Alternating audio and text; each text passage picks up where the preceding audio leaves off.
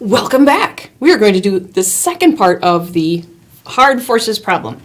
We had just done the problem with two connected blocks, and we were asked to find the acceleration of the blocks and the tension. The table was frictionless, and we had come up with an acceleration of 4 meters per second squared, going this way, and the tension in the rope was 16 newtons.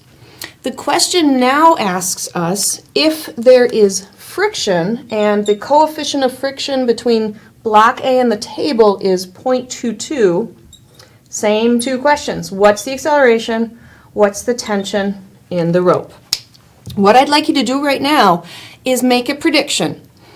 If there's now friction here, do you think the acceleration is going to be bigger, smaller, or the same as it was without friction? And do you think the tension is going to be bigger, smaller, or the same as it was without friction? So go ahead and hit pause and make a prediction. Did you do it? Did you do it? Okay, let's go solve the problem and see what we get. We have same two blocks. We're going to have to do two force diagrams again, but now this time we're adding friction to block A. Block A now has the normal force, its weight, the rope pulling it, and a friction, and kinetic because it's sliding across the surface. Block B doesn't change at all. Tension up and its weight down. The acceleration direction is going to be the same as it was last time. So this one's going to accelerate to the right. This one's going to accelerate downwards. We'll use a standard coordinate system to match our accelerations. What else do we have? Well, that's about it. And again, at this point, I think you're going to be able to figure out, without using the XY chart, what the Newton second law questions are. But if you need to do the XY chart, go ahead and do that. Nothing wrong with doing that extra step. For block A, we've got the net force equals MAX, and the net force Y equals MAY. No acceleration in this direction. Okay, add up all the forces in the X direction, left, right. I've got a positive tension going to the right. I've got a negative friction going to the left. This is the direction in which I have acceleration. Okay, this is block A. We're going to accelerate. Add up all the forces in the Y direction. Positive normal minus the weight of A equals 0. No acceleration. All right, here are my two equations for block A. The only difference from last time is the addition of this frictional force. Block B, there's only the forces in the Y direction, and that is the direction of acceleration.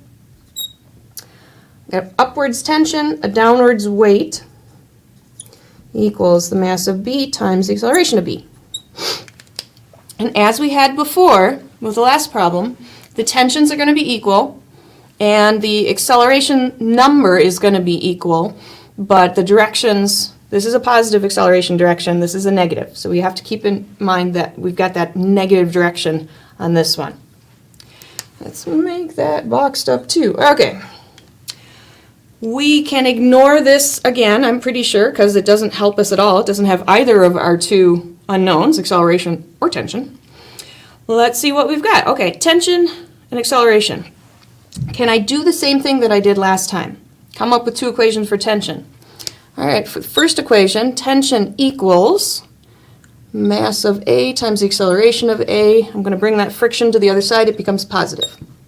So there's that equation. Switched around for tension equals. This one, I'm going to do the same thing, make an equation for tension equals. So mass of B, acceleration of B, bring this over, it becomes positive, plus mB times gravity. Okay, two equations for tension, and we know that the tension has to be equal all the way through the rope, so I can set these two equal to each other. Mass of A, acceleration of A, plus friction equals mass of B, acceleration of B, plus mass B, gravity. Whew, big one. All right, I want to know what the acceleration is. I know everything except acceleration and friction. Well, okay.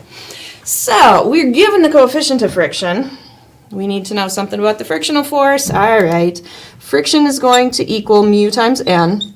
I do have to use this one. All right. Normal force is going to equal mass of A times gravity. I'm going to replace mu with what I know mu to be, so the normal force, ma times gravity. Really important to keep track of your masses. Because in every term, it's like, is this A or B? I don't know.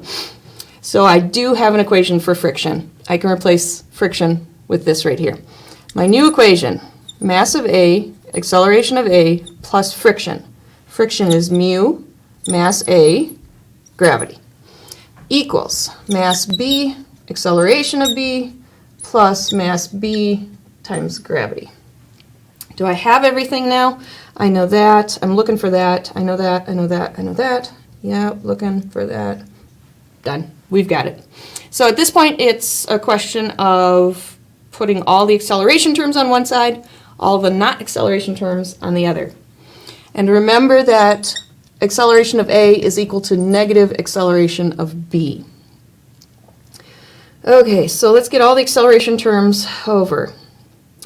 Mass of A, acceleration of A, when I bring this over it becomes negative, minus mass B, acceleration of B, equals, okay, that's left over, mb, gravity.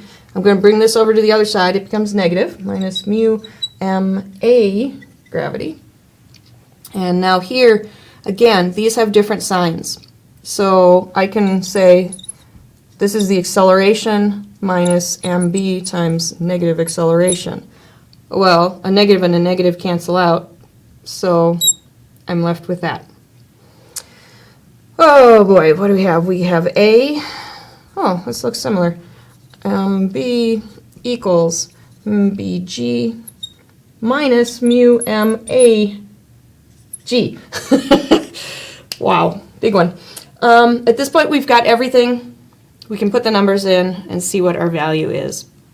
When you put the numbers in, I don't even know where to put this, we get a value for the acceleration of 2.8 meters per second squared. Now, go back to your prediction. Did you say it was going to be less? If you did, you predicted right. If you didn't predict right, well, okay, that just didn't happen to be right. Now we know it's 2.8. It was just a prediction. Does it make sense that it's less? Well, all right. So when there's no friction, this is just going zoom. And now that we do have friction, there's an opposing force pulling back on it. So I would say that yes, it makes sense that it's not accelerating as fast because we have a force going this way on it. Now, how about the tension? What do we think is going to happen with the tension? If there's less acceleration, what might happen with the tension? We have two equations for tension, don't we? We've got them right here. So we can, oh, I better keep this one. We can figure out what the tension is with both of those equations, and if they both give us the same answer, we probably did it correctly. So, oh my goodness, this is hard to erase. But I need some room. While I'm doing this, you can start working on that. Okay, that's probably enough room. So I have two equations for tension. So tension is equal to ma, acceleration of A, plus friction, which was mu, mass of A times gravity. Okay, so T equals ma, mass of A, oh shoot, I don't have that here. Mass of A was 4 kilograms. The acceleration is a positive 2.8. Plus mu, 0.22 times mass of A, which was 4. Gravity is 9.8. All right, what do I get with this one? I get 19.7. Let's hope the other one comes out the same.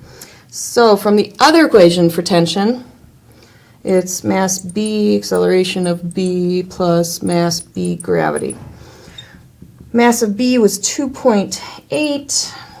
Acceleration of B is, oh weird, 2.8 again. Okay, but it's negative 2.8 plus 2.8 times 9.8, and I get 19.7 again.